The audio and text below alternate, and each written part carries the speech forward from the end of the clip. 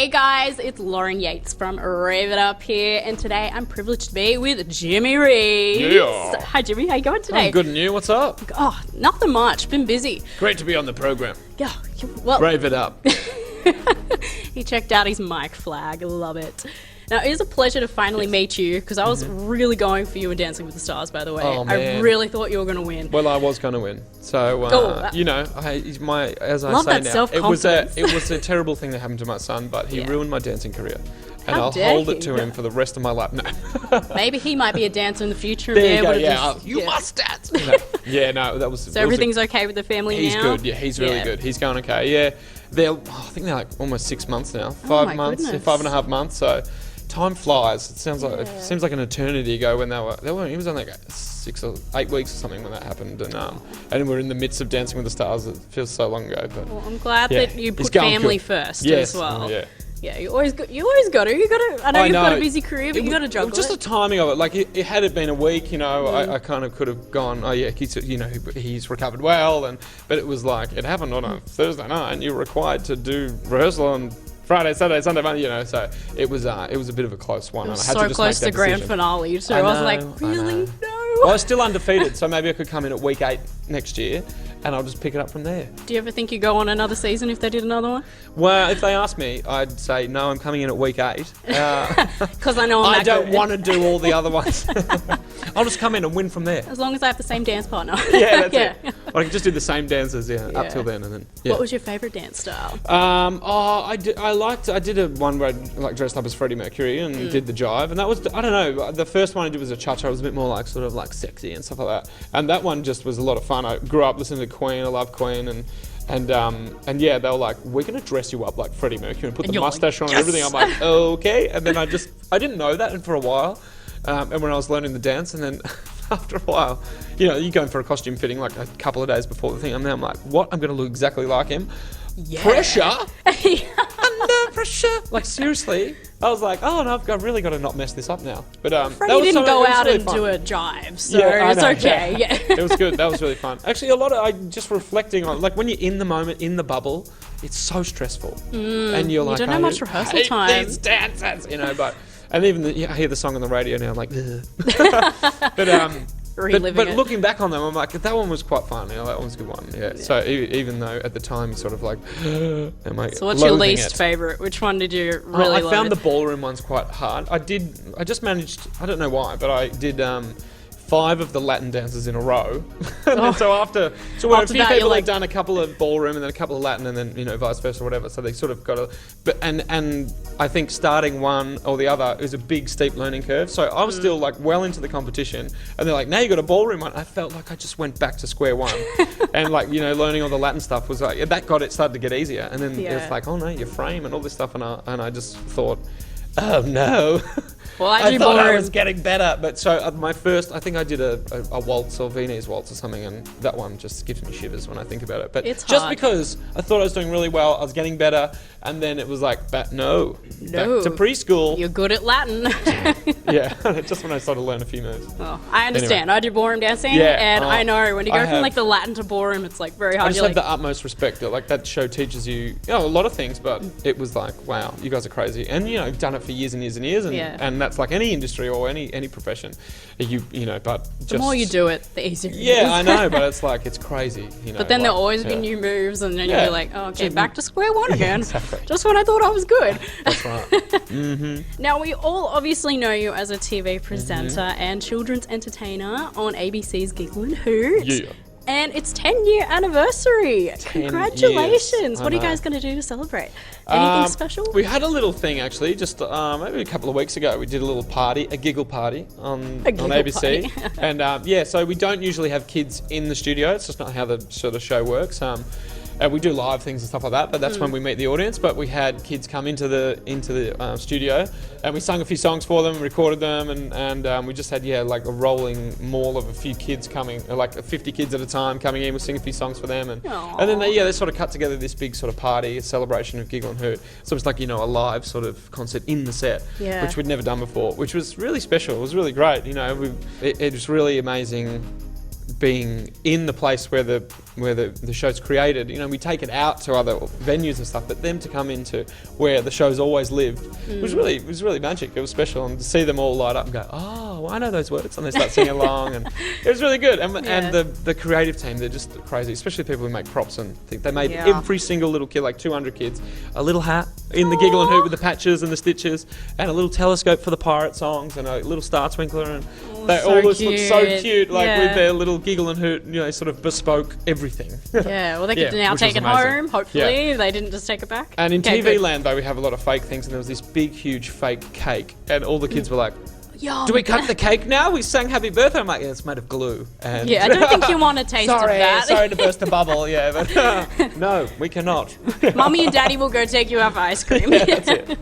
Yeah. And do you always feel like a big kid doing this job? Definitely. Yeah. Oh, I just it's a kind of like, this is work. You know, what do you do for? I get paid for this. You know, I used to say, oh, I'm in TV, and then people go, oh yeah, what do you do in TV? And I'd finally get down to what I do. Now I'm just like, I'm kind of an idiot that prances around in my pajamas and sings and dances sometimes on a kid show, and it doesn't feel like work, but it is. It's great. It's really good fun. We have a really good time in the studio. You know, I said we have kids in just, you know, sort of a handful of times, but most of the time it's just us and the crew, and we just like to entertain each other. And so, like, the set, if you're there on a recording, when we're not recording, it gets quite blue and it's a bit naughty, but which is funny. But and that's what keeps us sort of going to produce a kids show, because that's quite hard to be, you know, happy and funny all the time and whatever. But yeah, it is like it's like, really? Do you do that for a living? Yeah, I do. It's good after 10 years that you're still so passionate about it as well.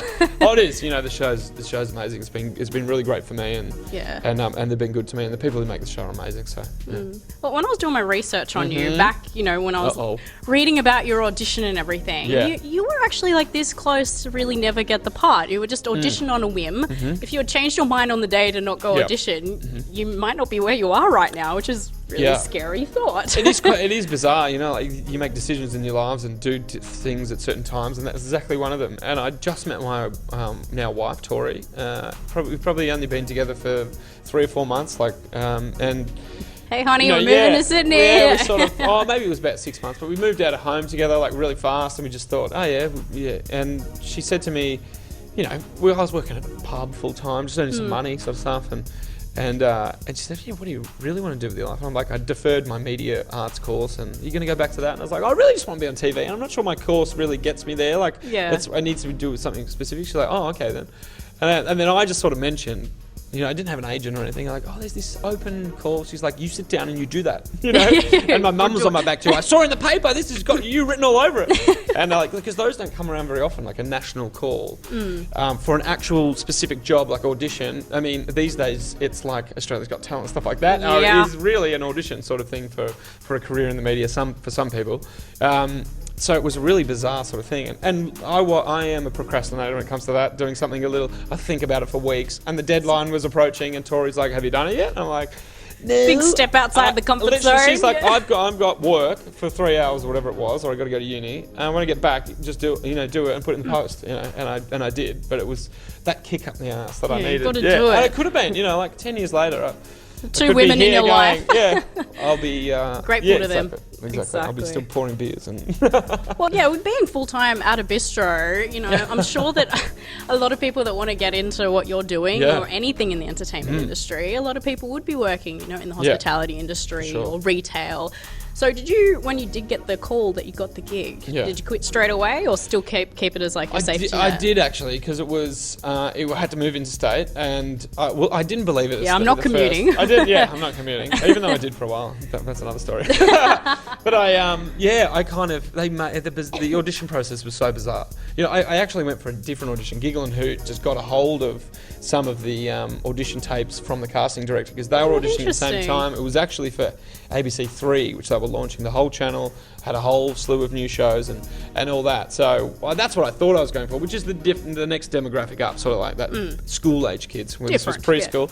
And so I got, and then the casting director sort of rang me and said, like, we're thinking about you for you know, this other job. Actually, I rang her and just inquired. They had 5,500 entrants, and she said, you are one of the only ones who called me. I just called back and I got a short list, and I called back and went, how'd I go? And she's like, well, people don't usually call. Yeah. I was like, I don't know. Dedication, I like it. Yeah, I know. I was like, oh, and she goes, actually, so another decision. Why would I call the casting director, 5,000? Just something I just, probably naive enough to just do. Just desperate. Anyway, she said, look, we're thinking of you this other job. You kind of got to be able to, maybe sing and dance a little or whatever. Can you sing? And I'm like, I've just done some amateur musical theatre. So I sang just done The Wedding Singer, like in a musical theatre. Otherwise, I sing in the shower. I sang a couple of Adam Sandler songs, like Wedding Singers. So bizarre. In the pub, I was at work. I just raced upstairs, in the toilet. I was like, ah! And I sung her happy birthday. And she was like, okay, thank you. I'm like, all right.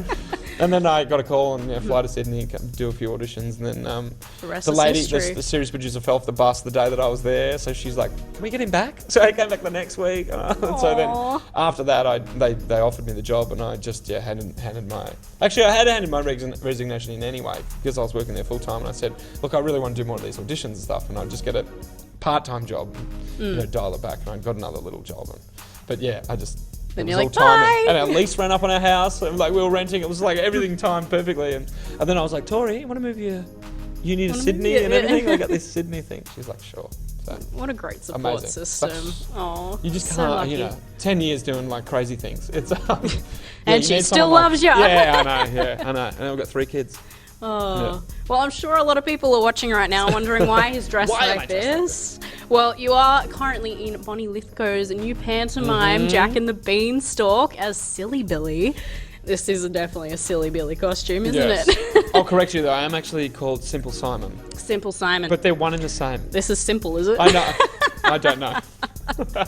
But yes, I did get a script and it had Silly Billy and Simon in it. I'm like, am I both? Or they're the same person? It's like, they're the same person. One and the same. Yeah, all muddles. They call this character in pantomime is kind of like the full character and they have a silly name.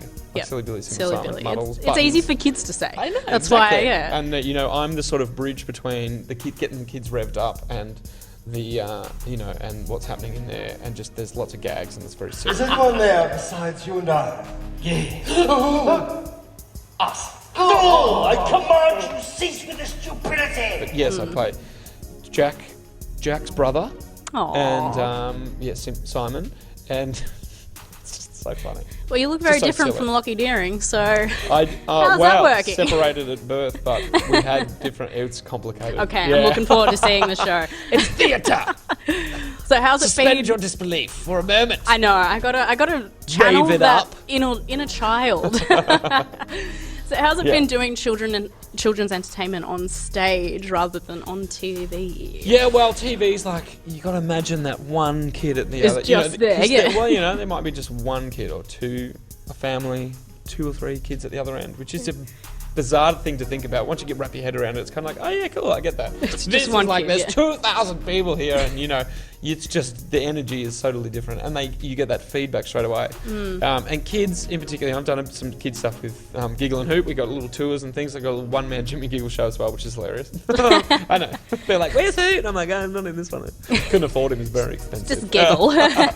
Yeah, and they're funny. They're very honest. So they don't like it. They don't get it. They're like, can I have a drink, Mum? Cue the crickets. Is it lunchtime yet? Yeah. No. But when they're into it, they're like, oh my God, it's so funny, and they're laughing and giggling and clapping and singing and whatever. And this is the same. And the beauty of what Giggle and Hoot is, as well as this, which I find is great, is that it's a bit loose. If something goes wrong, you can just break. Well, there's not really a fourth wall in pantomime, let's be honest, but you could smash it down and just go, hang on, that sound cue was wrong, and you point the guy out, and he'll be like, and the audience is in on it, and they're like, what's going to happen now, and just that improvisation. It's I find out more about the tradition of pantomime from the guys who come over from Britain. Bonnie Lythgoe and a couple of the crew are over, who work with Bonnie all over the world. And Malcolm Lord, who's the dame, who plays the dame in this rendition, he's what he does at Christmas time. He's a professional pantomime dame. He's got his own costumes. Wow. He brings in, what are you putting on? Oh, I'm putting on Jack and the Beanstalk. Oh yeah, well he changes 8 times. What? Every scene he's in, he changes his outfit, and he's got a huge wig with a milk thing on top, a can of beans. It's hilarious. It's very funny. But the more I learn about it is, the short rehearsal time is part of it. It's supposed to be sort of schlepped together a little bit, and it comes together so professionally, but therefore things do go wrong. People may slip a line or something, and it's totally fun to walk off stage, get your script, and come back on, because the audience is like, we don't ever see this ever. Yeah. No one ever. You don't go to musical theatre and go, oh. Yeah, Lucy Direct forgot her line. That never happens anyway, because Lucy's very professional. Yes. But, they go, what? This doesn't happen. Or they won't even notice it's happened. With this, it's just like draw attention to it, because it's hilarious when it does happen. And, you got Richard Reed up there, who's just, I've worked with him a few times in the lead up to this. He's just hilarious. He's very funny. And, he's sort of stressing about his lines and stuff. I'm like, don't worry about it, mate. Because if you forget it, it's good for me, because then I can throw you under the bus. No. But, it's funny. Make me look funny, good. It's like, and then he'll go off at me, and it'll just be funny. Yeah. So that's the thing about it, which I love, which is like Giggle and Hoot as well. If someone stops and goes, Jimmy, this is the kids standing down the front, Jimmy, yeah, oh, it's fine, we'll stop. What do you got to say? I've seen you on TV. I'm like, yeah, that's probably why we're all here. But let's move on. It's something for the parents as well. And speaking of that, for the parents, it's like, it's ridiculous. Hidden funny things in there. Sometimes I think it's mostly for the parents. For the parents, yes. There's so many gags for the parents, and it's a good excuse for them to come along, bring the kids. Yeah, absolutely, it's a family show. You will not be disappointed. The parents leave every year going, "This is hilarious. Why do we think it's a kid show?" And in England, in Britain, it isn't. It's a 100% family show. The bar goes off. All the night shows sell out because the parents want to come and have a good time. Like, that's how it works. Where here, we still think about is it a kid show? Yeah. So all the matinees sell. And the night shows are a bit like, oh, do I take my kids out to that? It's like, no, come, you'll have a great time. So if there's a message for all the parents out there, it's like, you come, because it's very, very silly. Yeah, don't just drop the kids off. Yeah, and there's a lot of people like come on opening night, and we try and get celebrities and things and come, and they might be like, oh, my kid's a bit too young. It's like, come anyway. And they're like, let's come next year. I don't even have kids.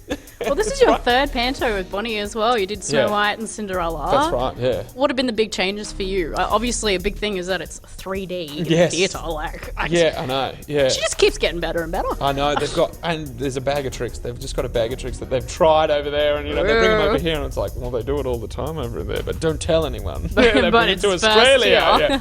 They got so many gags, so many funny things, but from the first one, I think it was understanding what pantomime was for us, even as the people on the stage. I played this character first up, and then they brought a guy over from. They always bring someone sort of over who's done Panto. It's Malcolm, and he's the dame. But they had this character, Kev, who'd come over for the last 3 or 4 years, and he's just like a professional idiot as well. And this is the role he plays. He just plays this role in all the pantomimes at Christmas time in Britain. And he's like a professional Buttons character or whatever, the fool. And he's so funny. It's just like, it doesn't matter. He's in a scene and steals the whole scene, but it doesn't matter because that's his role. He'll just upstage. They did Aladdin, and I came a few years ago, and there's this scene where Aladdin and Jasmine sing a love song like in front of the cloth, and he just gets trapped. Like a curtain comes down, and he gets trapped in front, and it's supposed to be like that, silly. And then the whole song, he just pulls the focus because he's like, I can't get off stage. And it's so silly. And then the crew's like, you must stay on. Brings out a violin. The violin snaps. No one's listening. They're singing this serious song, and everyone is just in hysterics. You just can't get off stage, and it's just stuff like that, which is just, like every year we learn, like the Australian cast anyway, learn a little bit more from seeing the one before, especially when they bring out some gags and they bring out, someone like Kev or Malcolm, and we just learn a little bit more, and it gets better and better. Yeah. So when you have a show like this where you got to actually deliberately do things wrong as a gag, do you find that it's like a whole different type of acting, like making it look like an accident when it's not? Yeah, I mean, there's like if you just saw here, there's the squeaky floor sort of thing. Like it's funny when the sound guy plays it, when it's not and supposed to be. And it screws it up. That's not how it works. And they'll all be in on it. Oh, really? I mean, I stepped on... It's hard to get good help. We sort of workshop that in rehearsal a bit as well, and he'll just do it, and I'll react, and they're like, it's in. But he might do something different the next night, and I'll just have to go with it. But there are moments... Like the big step you did, really? Yeah, really? Like I stepped down, But there are moments where, it's scripted to be... silly, like the one I was explaining with the Kev's being trapped in front of the wrong cloth. Like, Damn. it's deliberate. I didn't, And there was one where a whole cloth came down. He leans on it and grabs it, and the whole thing falls down. And the crew's setting up for the next scene behind, going, "What have you done?" And there's a song happening on. It's just a farce. It's so silly, but it is a bit different. There's a few in this where it is a little sort of scripted that you corpse on stage. Like someone said something that you just can't help but laugh and break your character and all that stuff. There's a couple of those, but it is a bit different. But it's really funny when you're facing Pete Rosethorn and he's just got the biggest grin on his face, and it's really funny. It's a really awesome cast as well. Yeah, kind of reminds me of. Did you ever watch like The Play Goes Wrong or Peter Pan Goes Wrong? I love that because it's deliberately things going wrong. Yeah. But it's hilarious. And we've got Luke from The Play That Goes Wrong. That is why it's so damn good. I've worked with Luke for many years. He's done lots of stuff with us on Giggle and Hoot. When we go and do live shows, he comes with. He's a Helpman Award winner, but he's my roadie when we go on. It's very funny. He's like, "Oh, damn it, I won a Helpman Award." I'm like, I shouldn't be doing this. Can you pick up my pajamas? Thanks, bro. He's great. He sort of directs those little bits and pieces and comes along on the show as well. Yeah. I have admired him for a long time and been we're good friends. And we've got a radio show coming soon. No, that's not anything, but we want to, so maybe we could just push that. No, or podcast. Oh yeah, that's the rage. These days, everyone's got one though. Yeah. No, but people would listen to yours. What's the next thing? I don't know. Bitcoin. Oh no, that's bad. You're gonna have to invent your own thing, Jimmy. I don't know. You might have to think about that for a bit.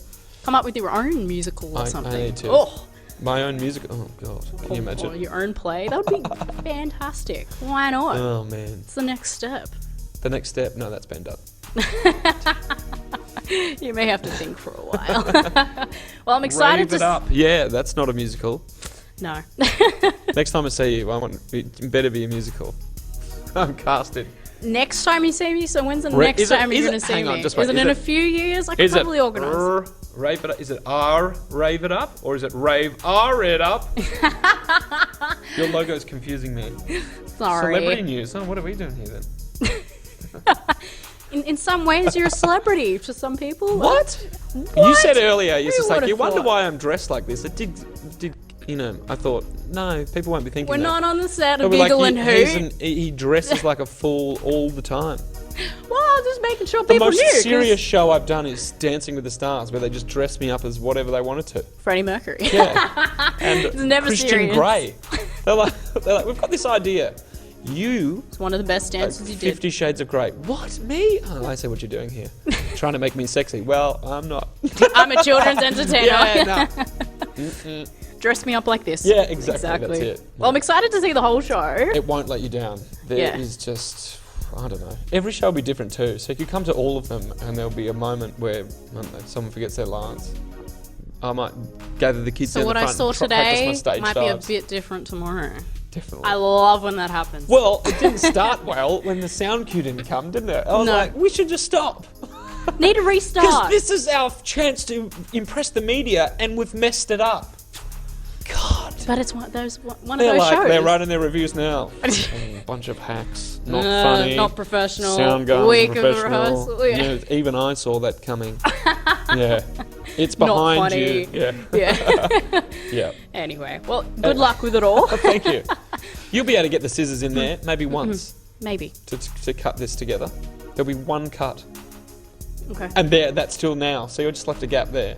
Thank you. I think we could have talked for 3 hours. Editing. I've told you. Yeah, I'm just going to not end it, so you just don't know when to end it. Well, there's another exciting...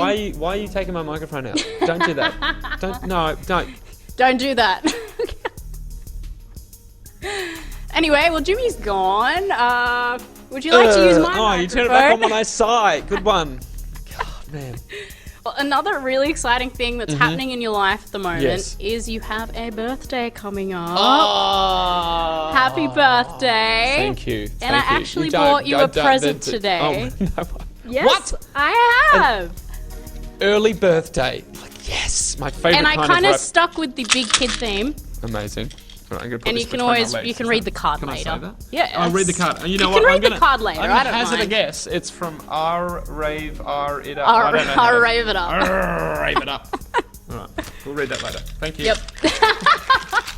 Did See, I I've break s- something? I've This is a stuck with heritage the- listed site. It'd be funny if that just went whoa, whoa, whoa, psh. I've stuck with the big kid theme, even the... Yep. Amazing.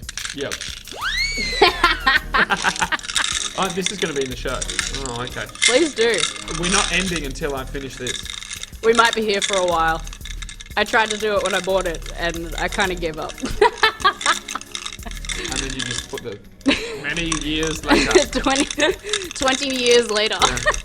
2031. I got it! Achoo! Anyway. I think Well, even if you That's don't it. use them, give them to your kids. I will, yeah. Happy that's- birthday Yeah, for next week. It's amazing. It is. It's, And when you I love finished this. it, you can see it turns into a Oh, pyramid. like a pyramid. An upside Yeah. down. You know what? Pyramids have straight sides. This would be a cone. A I don't know cone where then. you went to school, but God, it's hard to find good help around here. Really? I mean, seriously. It's round on the bottom. Don't you know anything? It's a cone. It's a cone. It's a cone. Well, this took a dive, didn't it? And we've been here for 20 years waiting for him to finish it. This is good. I like this. Now- This is going to make an appearance. Yeah, please do. I would Yeah, absolutely love that if that made an appearance in the show tomorrow. But I'm not going to do it tomorrow. You have to come every night, and then just wait till it happens. Then that's a lot of shows. We'll do it on I'll just Sunday live the here. 28th. Oh, there's not a show then. Damn it. Anyway. I'll be here tomorrow. If you can sneak Yeah, me I'll in do tomorrow. it Maybe when you're trying to be quiet with the Yeah. with the giant, like then. Sorry, Peter. King. What's your name? I double dare you. Now, before I know we are unfortunately getting to the end of the interview. It's been a lot of fun. Learn a I thought lot. we wrapped it up ages ago. No. What advice would you give to the people watching who might want to follow their dreams of, either becoming a Yeah. children's entertainer or any of the crazy things that you do? Well- TV presenter. Well, I did finish school, but I dropped out of uni, so... drop out of... No, that's not my message. No, that can't Drop be my message. out- Don't drop drop out out of uni. and follow your no, the dreams. first... funniest thing. First words ever written about me, like in a newspaper or whatever, was... 22-year-old dropout. I'm like, why did I say that? Damn. I'm not a dropout. Like, did you go to uni? Did you have any experience? And I think the first words out of my face were like, no, I dropped out of uni. Damn. I shouldn't have said That's going to be the first line of the article. Anyway, don't drop out of uni. Stay in school, kids. No, But what I follow would say your is, dreams. what I'd say is, yeah, look, it's a weird industry, but like you got to kind of. Well, look, I'm on the envy of a lot of my friends who would, because I did one audition and I've had 10 years so far, which is amazing, and I'm just so, grateful that casting director saw something in me to put me on that show and hand me over to, and all those things that happened. Yeah, I was very lucky. I think you got to just, I think for me it was admitting that I really kind of wanted to do this for a living. You had to, and then I could sort of, those shackles were off. For me, just for me personally, I was wasn't ashamed, but I felt like it was such a big pipe dream. And when you speak to other people, it's like, you want to be on TV, don't we all, sort of thing.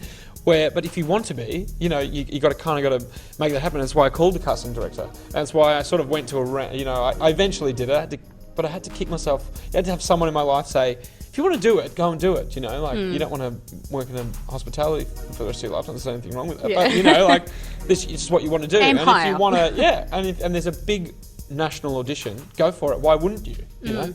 And I think it was sort of flicking that switch in my mind, going, oh yeah, I really do want to do that, and why wouldn't I just try while I'm young and it's easier, to just sort of have a part-time job and go for these auditions and stuff. And also, I think I was very specific. I didn't want to be an actor. I think a lot of people early on they try and be this, that, and everything. And if you really love musical theatre, just focus on that, because I think you can get pulled, and there might be. The pressure to just go do a YouTube thing and do a thing and you got to show people everything and be. I don't know. I think sometimes having a focus is quite refreshing for yourself. I wanted to be a presenter on television. I ended up in kids. Doesn't matter.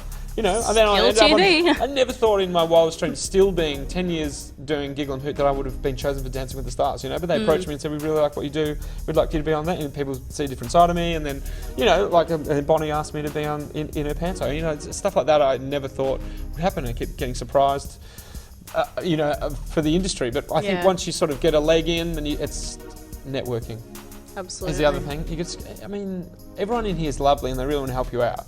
And I think some people kind of feel a bit fearful of it, and you really got to just chat to people and just sort of get in there and be, tell them what you want, and not be like desperado about it, but like you've got to kind of have people on your side who will, who'll look out for you, I guess, and it's just forming relationships throughout the career, even way back. You never know who will become a producer or become. Don't burn any bridges. Yeah, I know. And it's not like people go out to do it, but if you're gonna, be in an amateur musical theatre and be a total diva, people will be like, huh? Like just sort of know where you are and know that there's. I think it's something people forget. It is an industry inflated with egos and stuff like that, and just to sort of go, what, that's not me. Just be self.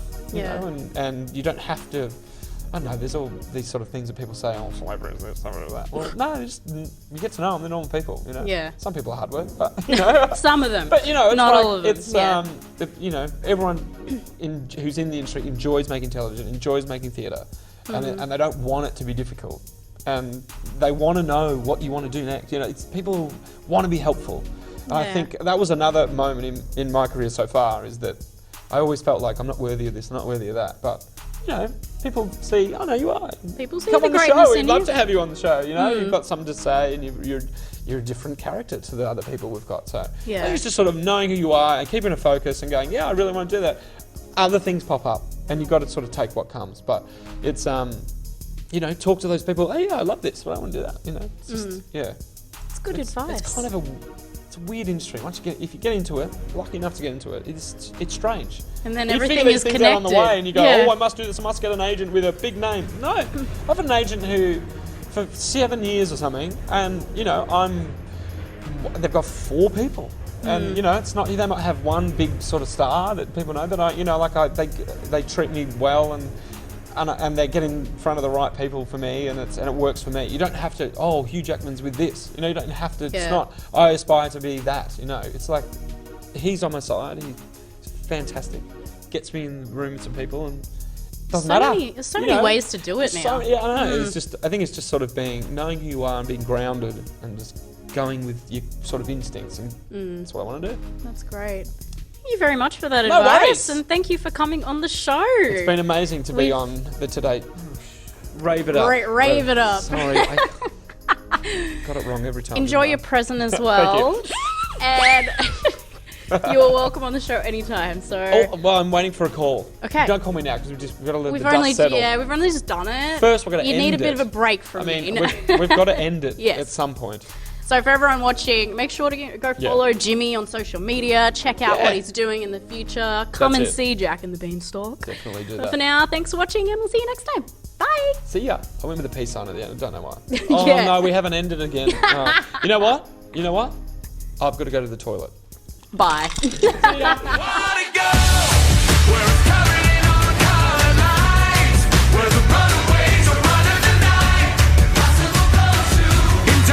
Hey, it's Jimmy Rees here, and you are listening to Rave It Up with Lauren Yates. I don't know why I winked. Sorry. Damn. And I didn't go to the toilet, so I'm going now. Is this microphone expensive? Is it expensive? So don't drop it. How about I take the cord out, and I'll drop the cord.